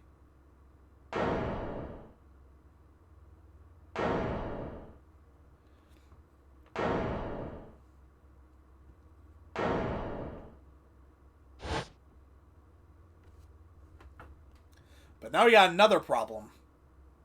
How does this relate to the case? Whoops. Well, wrong voice. It would seem this confession completely destroys the defense's case. Explain yourself, Prosecutor Rosaki. My learned friend's assertion was as follows. The victim was killed in another location on the day before his corpse was discovered. I'm not sure about that. I think our actual argument was that he died the day before his body was discovered. At the hands of these two red-headed League men when they imprisoned the inspector. But no, that can't be. After all, it wasn't the inspector who went to the park that day. It was me. Oh goodness. Finally, we have clarity. We had nothing to do with the murder of the inspector. And merci, Monsieur de la Defense, for proving it. What? Ah!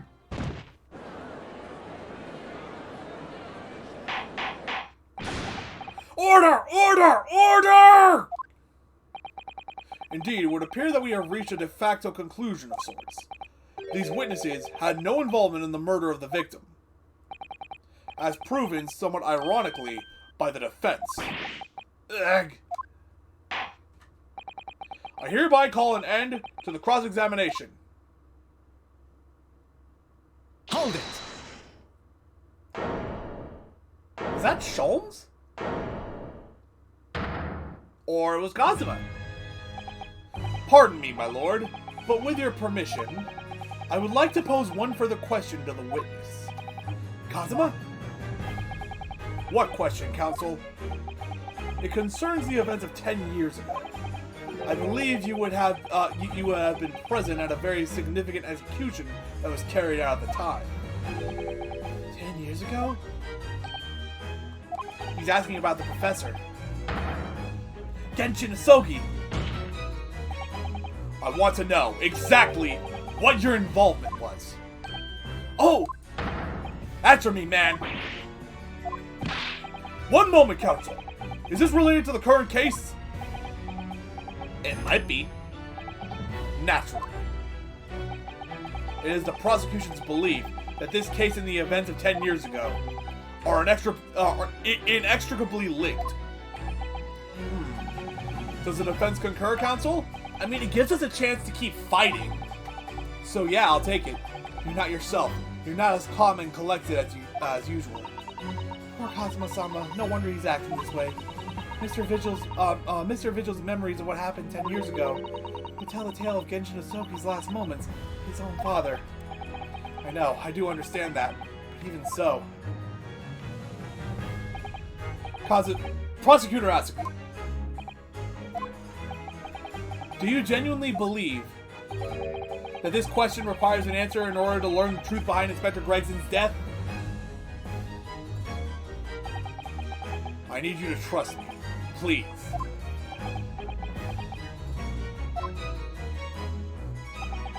Very well. Then the defense has no objection. I see. In that case, you will answer the question, witness. The truth is, I remember very little of that time. You've forgotten? I'm sorry to say, yes. As I said, I resigned from my role at the prison 10 years ago. No, you didn't. You were fired. But for some peculiar reason, my memory of the events leading up to that moment is extremely hazy.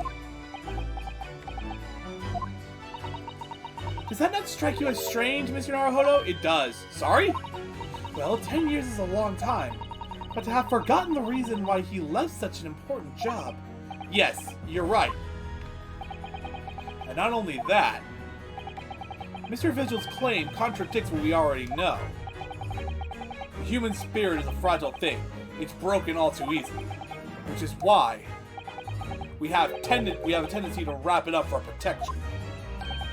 Sorry? The human spirit? I'm afraid I don't understand what you mean. When we experience pain and suffering that we feel unable to bear, we block it out, obliterate it from our memories, seal it away. But it never truly leaves us. If the seal is broken, the memories resurface. And when they do, that fragile spirit may finally be crushed. But I really don't... Kazuma-sama... But if it must be crushed, then so be it. Because the truth will not stay buried. It's coming out, one way or the other. Right. Now I understand. It's clear what his intentions are. He means to expose the truth at any cost. Perhaps if I pointed out the contradiction in what Mr. Vigil claimed earlier, it might cause some crucial memories to return to him. But should I? Should I present the evidence or not? I'm gonna save here.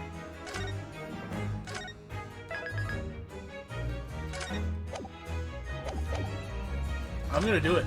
I'm gonna do it. I have no idea how this is going to go, but this is a court of law, and I have a duty to pursue the truth. Mr. Vigil, I'd like you to look at this. Evidence that clearly contradicts your version of events. Dismissal notice. Take that!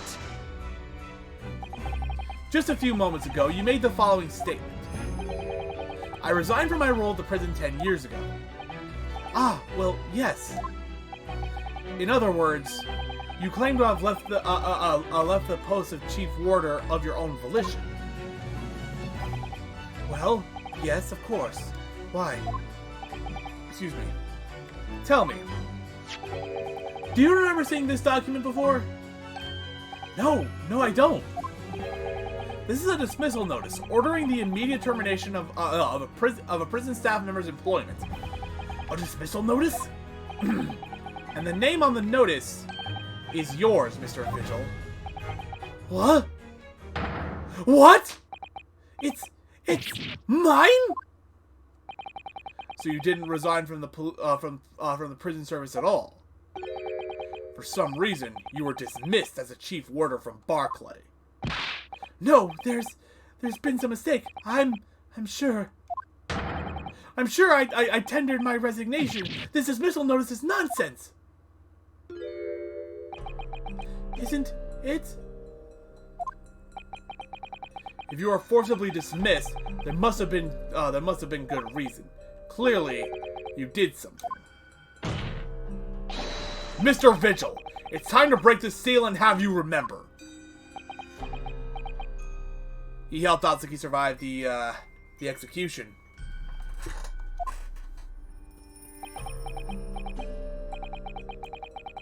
According to the few remaining records, the final execution that you supervised was on 17th of June, 10 years ago. And on that day, something very serious took place at Barclay Prison. 17th of June.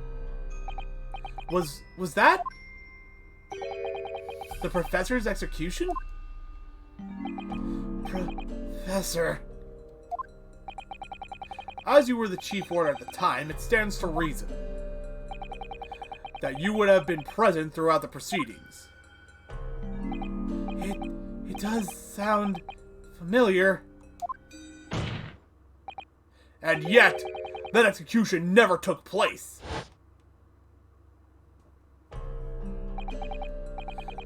The convict, ostensibly executed earlier that day, later re-emerged from his grave. The convict came back to life. In the cemetery in the middle of the night, there was a witness. However, the witness claims that a moment after he saw the convict clambering out of his grave, a gunshot rang out from over his shoulder, and the bullet pierced the professor's chest, killing him instantly.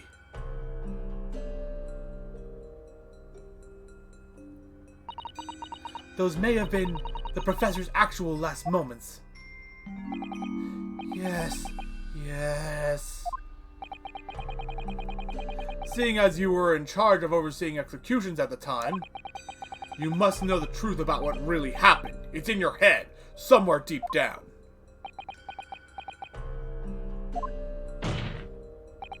Well, Chief Warder Daily Vigil, I know there are memories in your head that can explain what happened on the 17th of June, 10 years ago. And now it's time for you to drag them up!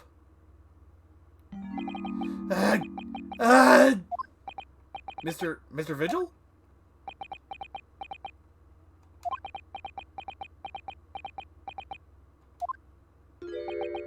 Yes, the whole prison. It was complete chaos. The prisoner escaped. He was killed in the cemetery. The shocking news ripped through Barclay like a hurricane. What? What?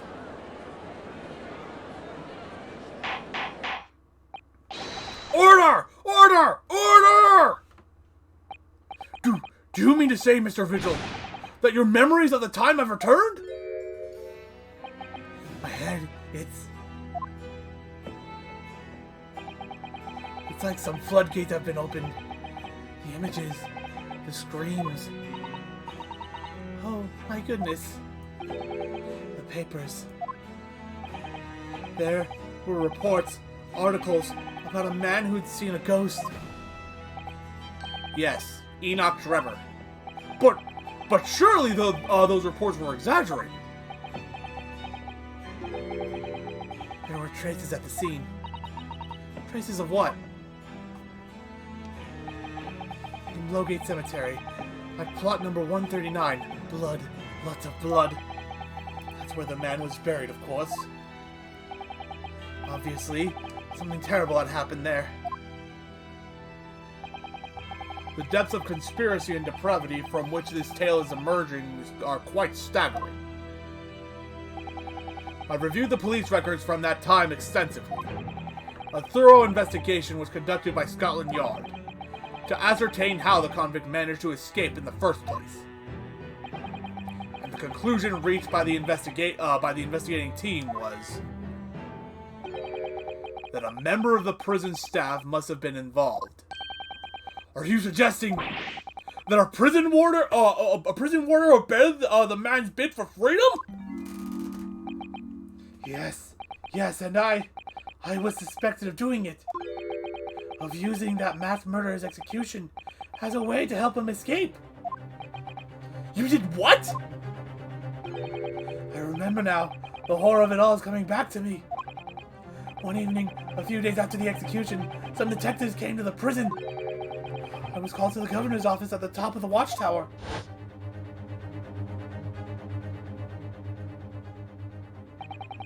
I'm sorry, Daly. This is a serious business. But I cannot help you now.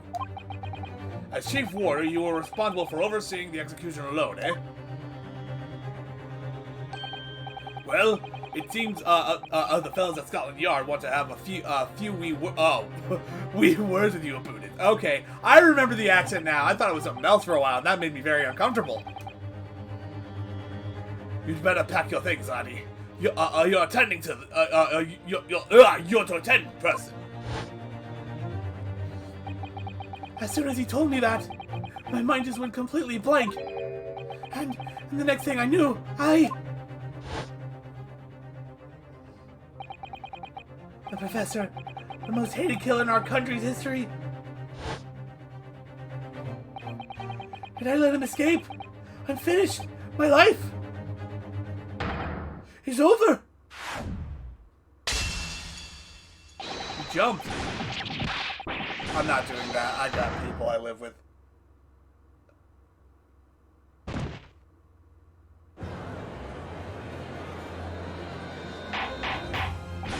Order! Order! Balin, fetch the doctor at once!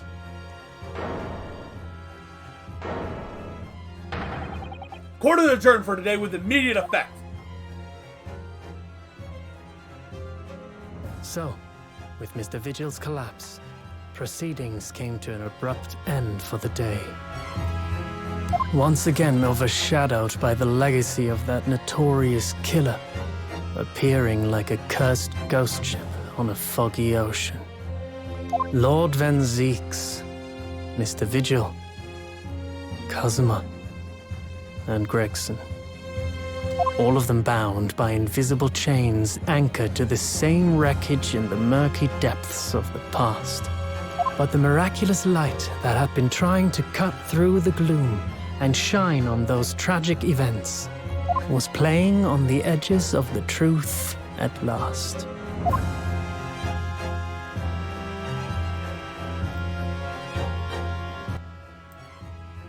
To be continued! Alright, that will do it for today's stream.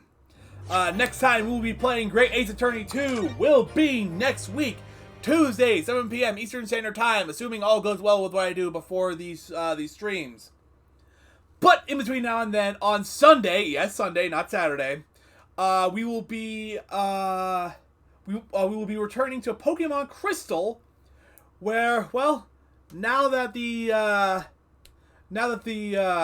rocket invasion of the radio tower is over, we're gonna see what's up with this Tin Tower thing, and we'll possibly move on to, I don't remember what the next city is called, and potentially get our 8th gym badge. I'm not sure if we're gonna make it as far as the gym badge, but that's what's in our immediate future for those streams. Again, that'll be happening Sunday at 2 p.m. Eastern Standard Time. Normally those streams happen on Saturday, but unfortunately I have some prior arrangements that I have to attend to, and I have to put off the Crystal stream until the following day. So yeah, that's it. If you have any spare cash, please consider donating to the people of Ukraine using one of the charities. I have links to 2 articles that both list charities that are helping Ukraine. If you have some spare cash, consider donating to one of those charities. And I will see you guys later.